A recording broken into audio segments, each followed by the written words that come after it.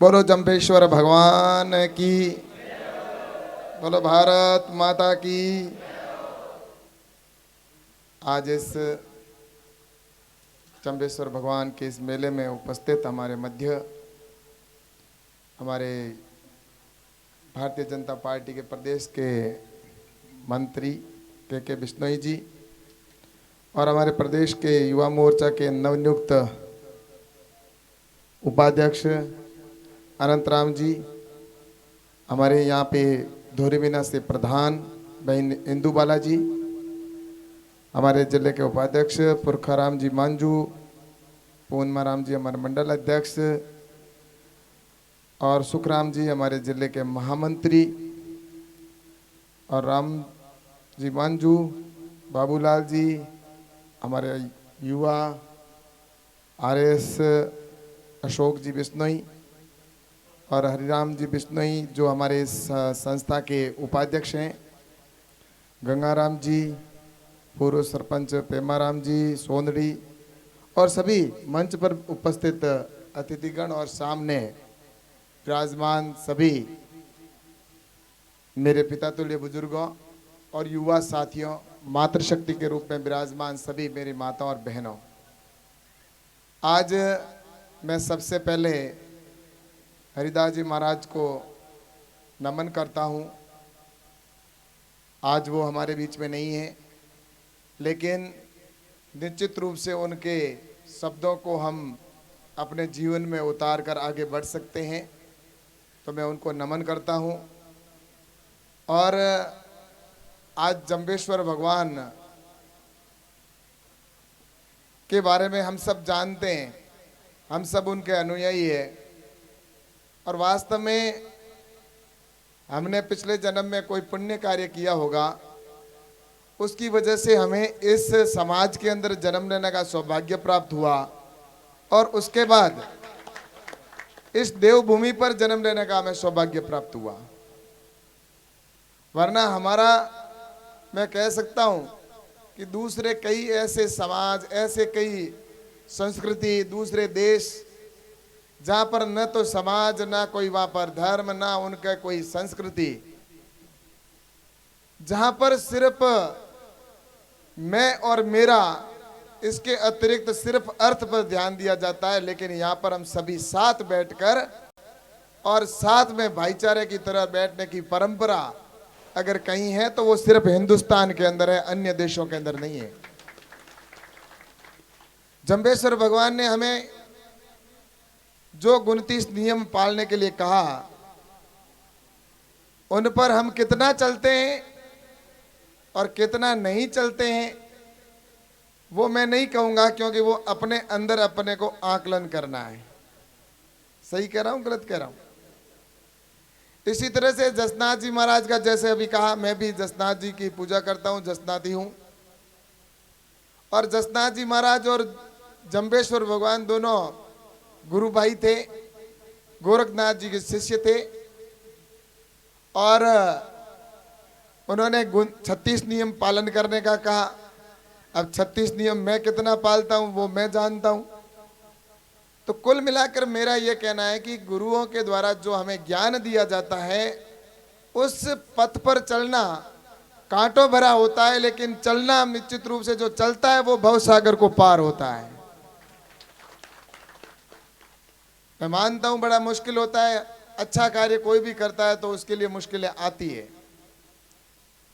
तो निश्चित रूप से मैं सोचता हूं कि इस समय समाज के अंदर ऐसी कई और भी, गुरु महाराज ने तो हमें बहुत कुछ ज्ञान दिया, बताया, लेकिन अभी भी हमें और बहुत कुछ करने की भी आवश्यकता है, क्योंकि समय के साथ में परिवर्तन होता रहता है। समय जैसे बढ़ता है आगे चलता है। आज जैसा कि शिक्षा की बात करें, आज हमारे यहाँ पर जैसा अभी भाई अशोक जी ने जिक्र किया कि सबसे बड़ी पूंजी हमारी संतान है। निश्चित रूप से मैं इस बात को आगे बढ़ाऊंगा कि वास्तव में हमारी सबसे बड़ी अगर कोई पूंजी है तो संतान है। कहते हैं पूत सपूत तो क्यों धन संचय और पूत कपूत तो क्यों धन संचय। आपके पास में अथाह पैसा है, लेकिन अगर आपकी संतान कपूत निकल गई तो सब कुछ बर्बाद कर देगी। और अगर आपके पास में कुछ भी नहीं है और अगर आपकी संतान सपूत निकली तो वो संतान पैसा भी कमा लेगी और आपका नाम भी पूरे विश्व के अंदर कर सकती है, तो वो संतान कर सकती है। तो हमारी पूंजी सबसे बड़ी संतान है और उसको हमें पढ़ाना चाहिए। और कई में युवा साथियों को मैं देखता हूं, माँ बाप हमेशा अपने बेटे को प्यार करते हैं, चाहे बेटी हो चाहे बेटे को, लेकिन वो कभी नहीं चाहता कि मेरा बेटा कपूत निकले। लेकिन उसके बावजूद भी कई बार हम देखते हैं कई लड़के ऐसे होते हैं जो नशे के आदी हो जाते हैं। नशे की लत जब उनको लगती है, और अभी तो कई ऐसे खतरनाक खतरनाक और नशे आ गए, सरस है, हेरोइन है, जैसे नशे भी होने लगे।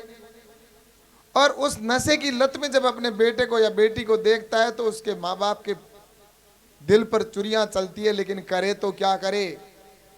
इसलिए मैं आपसे कहना चाहता हूं कि अपने बच्चों को आप निश्चित रूप से ऐसे संस्कार दें, ऐसा ज्ञान दें कि वो नशे की ओर ना जाए। नशा शरीर का नाश करता है, मन बुद्धि को भ्रष्ट करता है। और नशे से मैं आपको बताना चाहता हूं, आज हम यहाँ पर इतने लोग बैठे, कुछ लोगों की हाइट होगी आज 6 फीट होगी, कुछ 5 फीट होंगे, कोई 5.5 के होंगे। लेकिन आज से 500-700 साल पहले जाकर आप देख लीजिए, हमारे जो पूर्वज थे उनके जो हाइट, यानी डीगे जो हाइट कहते हैं, लंबाई जो होती थी उनकी 8-8 फीट और 8.5 9-9 फीट हाइट हुआ करती थी, डीगे हुआ करते थे। और वो उनकी भुजाओं में इतनी ताकत होती थी कि वो 400 500 और 300 किलो का वजन बड़ी आसानी से उठा लिया करते थे। कद काठी उनकी मजबूत हुआ करती थी और ज्यादा दूर जाने की जरूरत नहीं है। आज से 15 साल या 20 साल पहले हमारे गांवों के अंदर शर्तें लगा करती थी मल्ला उठाने की, और वो मल्ला उठाते थे, होते थे नहीं मल्ले होते थे गांवों में, और उन मल्लों की वजन होता था 15 या 20 किलो या 50 किलो, और गांव के लोग शर्त लगाकर बड़ी आसानी से उसको उठाया करते थे कि कौन कितनी बार ज्यादा उठाता है। ये सिर्फ 15-20 साल या 25-30 साल पहले की बातें कर रहा हूं। लेकिन अगर आज किसी व्यक्ति को 20 किलो का वजन का अगर मल्ला उठाने का किसी युवा को कह दिया जाए तो उसका हाथ उतर जाता है, इतने कमजोर हम हो गए। और जो हमारे 8-8 फीट हुआ करते थे वो आज 4-4 5-5 5.5 फीट के हो गए आने वाले समय में। और मैं तो ये कहना चाहता हूँ इसके पीछे कारण क्या है, हमारे यहाँ पर नशा आया। नशा कौन लाया? मुगल लाए। और मुगल क्यों लाए? क्योंकि हमारी उनकी जो सेना होती थी उन सेना के अंदर हमारे लोग हुआ करते थे। वो तो सिर्फ बाहर से आते थे, कुछ लोग हुआ करते थे, लेकिन यहीं के लोगों से सेना बनाते थे और उस सेना से वो उनको काम करवाते थे, उनको नशा दे देकर, ताकि वो हमारे ज्यादा काम करे। और नशे की वजह से धीरे धीरे कुछ समय तक तो वो नशे के आदी हो जा लेते, उनकी ताकत भी होती, लेकिन धीरे धीरे वो नशे के जब आदी हो जाते उस समय उनको मरने के लिए छोड़ दिया करते थे।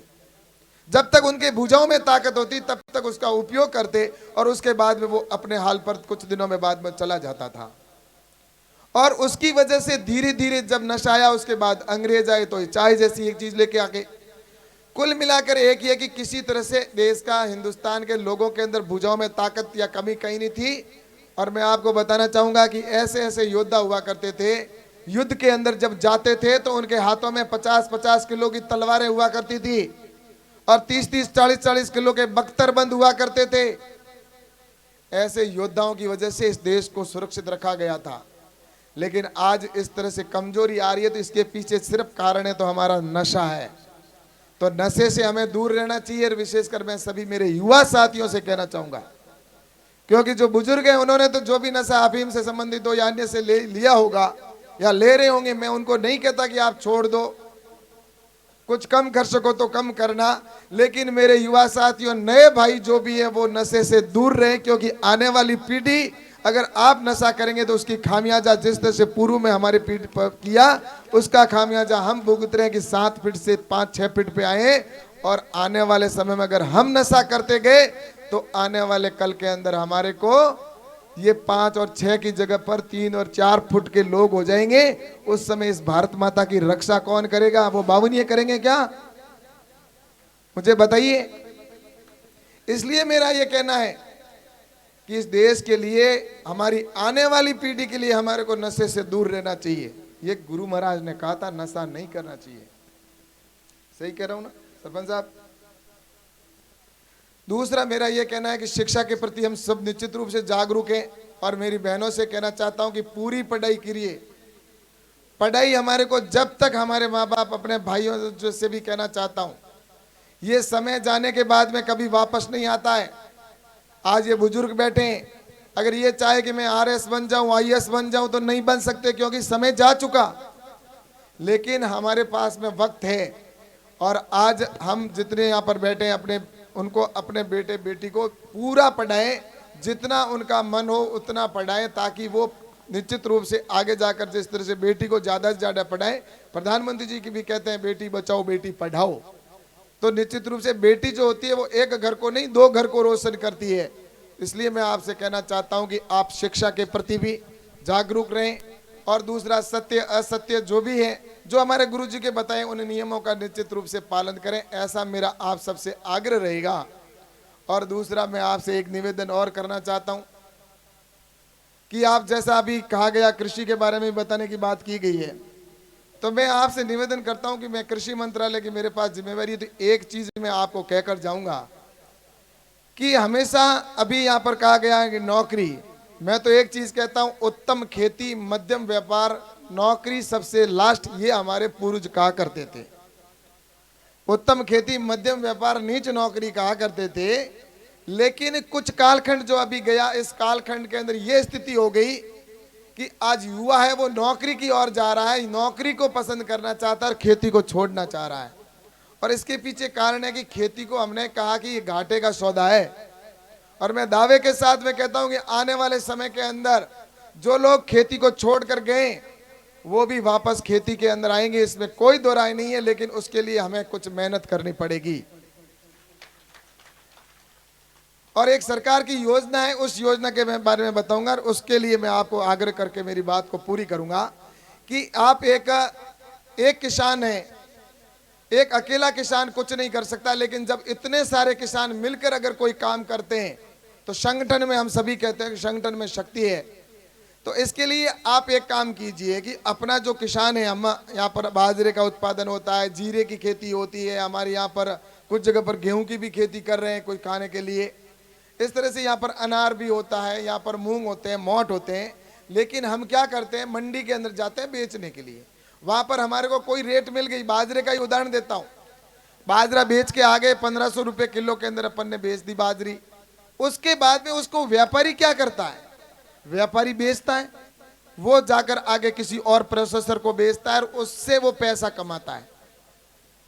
आज अगर अपने पास में मान लो बाजरा आपका है, और बाजरे से बनने वाले और भी कई आइटम हैं, वो हमें पता नहीं, हमें सिर्फ इतना ही पता है कि बाजरी खाने के लिए काम आती है, इसके अतिरिक्त कुछ नहीं।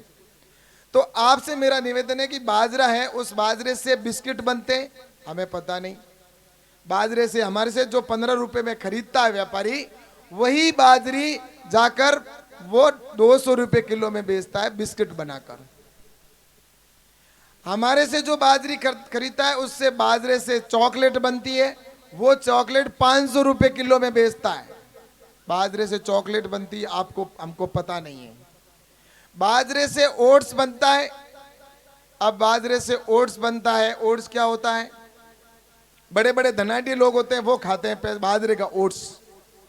ओट्स क्या है, ओट्स बिकता तो कितने में है, हम तो देते हैं 15 रुपए में, और बाजरे का ओट्स बिकता है वो 100 रुपए किलो में बिकता है।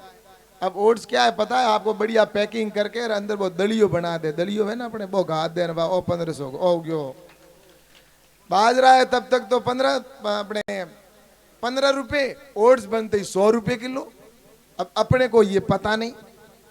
ये कुरकुरे खाते हैं बच्चे, बड़े आराम से शौक से खाते हैं। मैंने देखा कई बार दुकान पे, हर दुकान के ऊपर लगे रहते हैं कुरकुरे, हैं कि नहीं। अब बाजरे के भी कुरकुरे बनते हैं। अब वो कुरकुरे 1 किलो बाजरी के अंदर 1 बोरी भरी जे कुरकुरों की। अब कितने रुपए वो व्यापारी कमाता है, लेकिन अपने को नहीं मिलता कुछ भी। सही कह रहा हूँ गलत कह रहा हूँ, अपने को तो पता ही नहीं है, तो बनाने वाला बनाता है और वो कमाता है पैसा। तो मेरा ये कहना है कि वो फैक्ट्री से जो पैसा कमाता है वो हम क्यों नहीं कमा सकते, हमारे यहाँ पर फैक्ट्री क्यों नहीं लगा सकते, हम किसान मिलकर क्यों नहीं लगा सकते। एक किसान तो नहीं लगा सकता, लेकिन इतने किसान मिलकर तो लगा सकते हैं ना। इसके लिए सरकार ने योजना बनाई है कि एक एफपीओ बनाओ, फार्मर प्रोड्यूसर ऑर्गेनाइजेशन।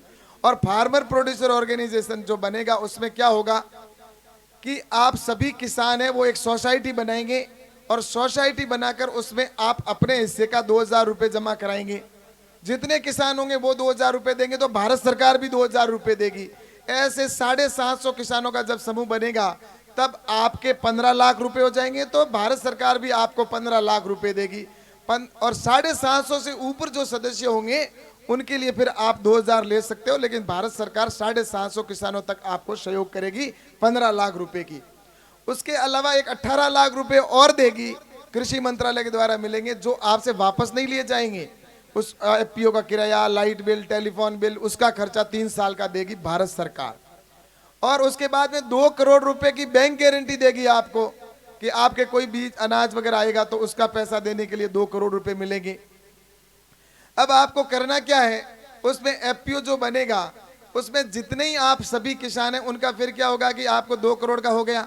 अब आपको मील लगानी है, जैसे कहा बाजरा, मूंग, मोट, जो भी मील लगाना चाहते हो उसका 1 करोड़, 2 करोड़, 5 करोड़, 10 करोड़, जितना पैसा चाहिएगा वो आपको भारत सरकार देगी। और उसके बाद में आपकी मील चलेगी, उसमें आपका जितना अनाज है वो सारा उस मील में आएगा, आपके उस एफपीओ में आएगा। आपको अपनी फसल का पैसा तो जो मंडी में बेचने के लिए जाते हो वो तो आप जैसे ही लाओगे आपको एफपीओ जो आपकी सोसाइटी वो आपको दे देगी। और जब साल पूरा होगा उस समय आपको जो आपने कंपनी बनाई है उस कंपनी का जो नफा होगा वो सारे किसानों में बांटा जाएगा, सबका शेयर होगा, उसमें सबका हिस्सा होगा। अब आपकी एक ही फसल के 2 बार पैसे मिलेंगे। एक तो आपकी फसल का मूलधन मिल गया, मूल पैसा मिल गया, बाद में कंपनी से जो आपने कुरकुरा बनाकर बेचा, आपने अनार का जूस बनाकर बेचा, या जीरे का मसाला बनाकर, जीरे के जैसे जूस बनाकर आपने बेचा, या अन्य जो प्रोडक्ट बनाए, उसकी कंपनी का जो नफा होगा वो सारे किसानों में बांटा जाएगा। अब दूसरी बात, अगर आप चलो कल कह दे तो साहब हमारी कंपनी तो फेल हो गई, तो क्या होगा, हमने तो 5 करोड़ या 10 करोड़ का लोन ले लिया। तो ऐसे समय में भी आपको चिंता करने की जरूरत नहीं है। अगर आपकी कंपनी, पहली बात तो फेल होगी नहीं, क्योंकि इतने सारे किसान, पूरे 10-15 गांव के किसान मिलकर अगर अपने यहाँ पर उत्पादन लाकर प्रोसेसिंग करते हैं तो नुकसान होना ही नहीं है। लेकिन उसके बावजूद भी अगर हो जाती है, आपने 10 करोड़ का लोन ले रखा है, तो उसका पैसा भी बैंक को भारत सरकार जमा कराएगी, किसानों को जमा कराने की जरूरत नहीं है। इस तरह से ये कि एफपीओ की योजना, इसके लिए अनंतराम जी प्रयास कर रहे हैं, यहाँ पर मेंबर बना रहे हैं। तो आप सबसे मेरा निवेदन है कि अब वो समय आ गया कि किसानों की इनकम बढ़े। प्रधानमंत्री जी चाहते हैं कि आने वाले समय में किसान आत्मनिर्भर बने। जब किसान आत्मनिर्भर बनेगा तभी हमारा देश आत्मनिर्भर बनेगा। इसलिए ये योजना है, इस योजना के अंदर आप मेंबर बने, और मेंबर बन के यहाँ पर आप एक सोसाइटी आप बनाएं बड़ी, और उसके अंदर जिस तरह से दूध की डेयरी का सिस्टम है वैसा ही इस सिस्टम को करेंगे तो मैं कहता हूं कि उत्तम खेती होगी। हमारे कई युवा साथी हैं, उस फैक्ट्री के अंदर मान लो 400-500 का स्टाफ या 200 का स्टाफ होगा, तो आप ही के भाई बेटे या बेटियां होगी उसमें नौकरी करेगी, तो उनको रोजगार मिलेगा। बाहर जाकर वो व्यापार करेंगे, वहां पर जाकर अपना जीरा बेच के आएंगे। तो मेरा कुल मिलाकर ये कहना है कि हम अपने किसानों के लिए भारत सरकार की जो योजना है उसके तहत आप उसके मेंबर बने और आप खुद अपनी कंपनी चलाएं। अब वो समय आया है जब किसान व्यापारी बनेगा। तो इसलिए मेरा निवेदन है कि इसके लिए आप जल्दी से जल्दी शुरू करें। एक ब्लॉक में, मोदी जी की स्कीम में हर ब्लॉक में एक ऐसा एफपीओ बने। देश में लगभग 10,000 एफपीओ बनेंगे, एक पंचायत समिति में एक बनेगा। और इसके लिए आप जल्दी से जल्दी शुरू कर दें ताकि आप उसके मेंबर बन जाएं, और ये एफपीओ आने वाले समय के अंदर किसानों के जीवन में परिवर्तन करेगा। और जो लोग खेती छोड़ कर गए वो वापस यहाँ पर आएंगे कि नहीं आएंगे, मुझे ये बताओ। इसलिए मेरा एक तो ये मेरे साथियों आपसे निवेदन था, और दूसरा मेरा आपसे यही आग्रह है कि हम सभी ऐसा इस देश के अंदर कहीं पर भी कोई भी अगर राष्ट्र का विषय आता है तो हम निश्चित रूप से तैयार रहते हैं, क्योंकि हम मार्शल कौम हैं। और आज इस देश के अंदर जैसा कि देखते हैं, चाहे हम जहाँ भी जाएं भारत के अंदर और बाहर भी देखते हैं, आज भारत की प्रतिष्ठा भी निश्चित रूप से बढ़ी है। और विश्व के अंदर जिस तरह से भारत का प्रतिष्ठा बढ़ती जा रही है, पड़ोसी देश हैं वो पहले हम सब जानते हैं किस तरह से गुर्राते थे, लेकिन अब उनकी भी औकात नहीं है कि वो हमारे सामने आकर देख सके। इसलिए अब भारत भी सुरक्षित है और इसके लिए हम आने वाले समय में निश्चित रूप से हमारे समाज की भी पूरी जिम्मेवारी है। और इस जिम्मेवारी के नाते मैं आपसे निवेदन करता हूं कि हमारे आसपास हम बॉर्डर के ऊपर रहते हैं, बॉर्डर के ऊपर रहने के नाते हम सबको ये दायित्व बनता है कि एक सजग प्रहरी के नाते हम सब रहें और हमारे समाज के अंदर भी जहां भी आवश्यकता हो वहां पर भी हम बढ़ चढ़कर भाग लें। और आज जिस तरह से यहाँ पर ये भव्य मंदिर भी बनाया है और अन्य जो अभी हमारे यहाँ पर के साहब ने भी 5 लाख रुपए की घोषणा की है, मैं आपको बहुत बहुत धन्यवाद देना चाहता हूँ कि वास्तव में समाज के लिए इन्होंने इतना अपने जीवन का अंश देने का जो काम किया है। और भी कई भामाशाह जिन्होंने समय समय पर इस मंदिर और आसपास में जब भी आवश्यकता पड़ी है तो हर समाज के बंधु ने आगे आकर सहयोग किया है, उसके लिए मैं उनको बहुत बहुत धन्यवाद देना चाहता हूं। मैं तो यही कहना चाहता हूं कि जो दुनिया में अच्छे काम करता है उसको हमेशा लोग याद करते हैं, वरना कीड़े मकोड़े की तरफ सब चले जाते हैं, आते जाते तो दुनिया ये तो चलती रहेगी, लेकिन अच्छा नाम उसी का होगा जो समाज में कुछ कर गुजर जाएगा, कुछ अच्छा करके जाएगा, उसको दुनिया याद करेगी। आज हम कई ऐसे महापुरुषों को जानते हैं जिनके हम नाम जानते हैं, चाहे वो सुभाष चंद्र बोस हो, भगत सिंह हो या स्वामी विवेकानंद जी हो या अन्य जितने महापुरुष हैं उनके अगर हम नाम जानते हैं, लेकिन मैं आपसे कहना चाहता हूं कि उन्होंने हमेशा समाज और राष्ट्र के लिए किया, इसलिए उनको याद करते हैं। तो मैं तो इतना कहना चाहता हूं कि आप भी अपने जीवन के अंदर कुछ ऐसा कर जाएं कि आने वाली पीढ़ी हमें याद करे, वरना मैं तो ये कहता हूं, वो कहता है ना कबीरा आया और दुनिया चली जाएगी, और कुछ ऐसा करके गुजरे कि लोग याद करें, कबीरा जब हम पैदा हुए जग हंसा हम रोए, ऐसी करनी कर चलो कि हम हंसे और जग रोए। तो इसलिए मेरा आप सबसे यही निवेदन है कि हम समाज के अंदर जहाँ भी आवश्यकता हो तो निश्चित रूप से आगे बढ़ चढ़कर भाग लें। और आप सब ने इस जगह पर जो भी आपने किया है, निश्चित रूप से मैं आज आपके सामने जो भी खड़ा हूँ तो मैं आपकी बदौलत खड़ा हूँ, आपके समाज ने और निश्चित रूप से मेरे को आशीर्वाद दिया उसकी वजह से। और आज मैं तो ये कहना चाहता हूँ कि मैं अभी कहा कि लोकसभा के चुनाव के बाद में पहली बार यहाँ पर आए हो, मैं इसलिए आप सबको धन्यवाद देना चाहता हूँ कि लोकसभा के चुनाव से पहले नहीं, मैं तो विधायक था तब आया, उसके बाद में मेरे को तो यहाँ पर कई ऐसे गांव है चुनाव के अंदर मुझे जाने का ही नहीं मौका मिला, कम समय मिला था, पहुंचा नहीं, बिना देखे बिना समझे कि भाई कौन है, सिर्फ इस तरह से कि ये तो आपने मुझे आशीर्वाद देकर भेजा था। तो मैं तो बस भगवान से यही प्रार्थना करता हूँ कि मेरे से ऐसा कोई गलत काम नहीं हो, जो मुझे अवसर दिया, आप सबने आशीर्वाद दिया, तो वह मैं अपने क्षेत्र का अच्छे से अच्छा काम हो करने का मैं प्रयास करता हूँ। और मैं तो इतना कहना चाहता हूँ कि आप सबने जो आशीर्वाद दिया, बस मैं तो अपने आप को इतना महसूस करता हूँ, हमेशा धन्य महसूस करता हूँ और इस समाज को और आम बाड़मेर और जैसलमेर की जनता को कि एक जनप्रतिनिधि के नाते मेरे से जो भी होगा करूँगा, क्योंकि जनप्रतिनिधि का धर्म है कि जीतने के बाद वो जनता के बीच में रहे, जनता की समस्याओं को सुने, चाहे वो सरपंच हो, चाहे एमएलए हो, चाहे एमपी हो। तो इसलिए मैं आपसे यही कहना चाहता हूं कि मैं आपके बीच में रहकर जो भी मेरे से आपसे अपेक्षा है उनको करने का मैं पूरा प्रयास करूंगा। और दूसरा रही बात आपने यहाँ पर घोषणा करने का, मुझे जो कुछ कहा है, तो भी आप सबको पता है कोरोना का संकट काल हमारे देश में ही नहीं विदेशों के अंदर है, और इस संकट से उबारने के लिए मोदी जी ने जिस तरह से पूरे देश को एक साथ पिरोने का काम किया, पूरे देश को, और पूरे देश के अंदर उन्होंने जिस तरह थाली बजाकर ताली बजाकर भाई पूरा देश किस तरह से संगठित हो सके, और उसमें से सही समय पर लॉकडाउन का निर्णय लेकर और पूरी जनता ने, देश की जनता ने उनका जिस तरह से साथ दिया, इस महामारी से हम उभर कर बाहर निकले। तो मैं आपसे यही कहना चाहता हूं कि उस समय निर्णय हुआ था, आप सबको पता है कि कोरोना की जो एमपी एलाइड का पैसा है वो 2 साल के लिए तो कोरोना की अंदर जमा करवा दिया। कोरोना का जो फंड है उसके अंदर सभी देश, जितने भी देश के सांसद हैं उनका उसमें चला गया। लेकिन जब भी शुरू होगा तो मैं आपको विश्वास दिलाता हूं, इस मंदिर के लिए 15 लाख रुपए की घोषणा करता हूं। जब भी भविष्य में शुरू होगा तो पहली किस्त जो आएगी उसके अंदर में अपने इस मंदिर के 15 लाख रुपए, आपने 10-11 बड़े मुश्किल से कहा भाई साहब,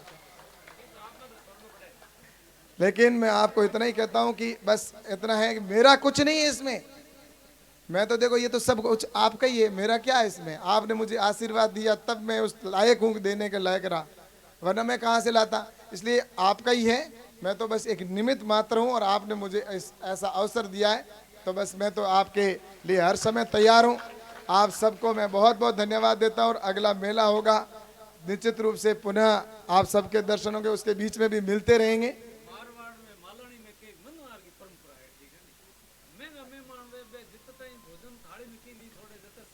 भड़के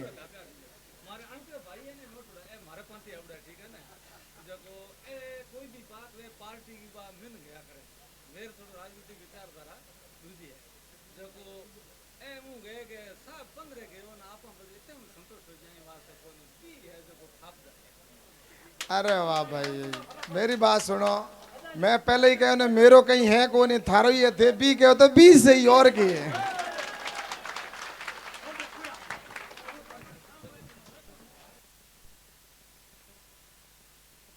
जैसे इस मंच पर आप लोगों ने जिक्र नहीं किया, लेकिन मैंने सोशल मीडिया में पढ़ा था कि उस समय तक की जानकारी के अनुसार अपना जो बहुत ही महत्वपूर्ण काम है राम मंदिर निर्माण, तो राम मंदिर निर्माण में राजस्थान शायद योगदान में 1 नंबर पर रहा। और उसका श्रेय मैं भाई अनंत और हरिराम जी को देना चाहूँगा कि राजनीतिक तौर पर हम यहाँ गांव में लड़ते झगड़ते रहते हैं, ठीक है ना। मैंने सोचा कि मैं ये मतलब मेरा अंशदान किसके माध्यम से पहुंचाऊं, इतने में ये तो सुबह है जो को जल्दी आ गए। अरे भाई आप, मैं तो अंशदान लेवन आया भगवान राम जी के ना हूँ, तो कितो के गए ना इतने हूँ बैठे ही कोनी।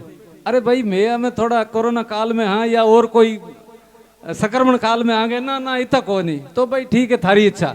जो की बात है, जो राजस्थान की संस्कृति और सभ्यता अपने आप में बहुत अनूठी है और उसी परंपरा का निर्वाह करते हुए आज के साहब और कैलाश जी ने बहुत ही अपनत्व भरा उद्बोधन दिया और यहाँ पधारे और अपना मंच साझा किया, अपने को प्रेरणा दी। इनके लिए पुनः एक बार आपका बहुत बहुत हार्दिक स्वागत, अभिनंदन। अब अपने बीच में सभी सहजातीय बंधुओं के बीच में भाई भरतदान जी, जो पूर्व भाजपा के पदाधिकारी रहे हैं, अब शायद हमारे महकमे में जुड़ चुके हैं, तो इनका स्वागत समारोह है जो साफे द्वारा किया जाएगा। आमंत्रित है भाई वो देराम जी थोरी। हाँ, अब इसके बाद में नेक्स्ट कार्यक्रम बार जो अपने जल मंदिर है उसका और पोल का उद्घाटन होगा। जो भी जनप्रतिनिधि जिनका सम्मान हुआ है और जो बाहर से पधारे हुए अतिथि हैं उनका भोजन व्यवस्था है। यहाँ के बाद में मंत्री जी और अन्य आए हुए सभी मेहमानों के लिए भोजन की व्यवस्था है, तो कृपया आप उस कार्यक्रम में भी पधारें। और उसके आगे पुरखाराम जी मांझू, पुरखाराम जी 1 मिनट, पुरखाराम जी आओ। हाँ, अपन ने इस अवसर पर मंत्री जी के कर कमलों द्वारा स्वर्गीय हीरा राम जी की स्मृति में पड़ादानी मांझू परिवार, जिन्होंने बहुत ही अच्छा ये नेक कार्य किया है जलगृह निर्माण का, तो मंत्री जी के हाथों पुरखा राम जी का साफा बंदा करके मान सम्मान करेंगे। माननीय मंत्री जी, अहमद रखो भैया, आपका हीरा गया नहीं है, पहले आपका था, अब तो सब पूरे समाज का है ना।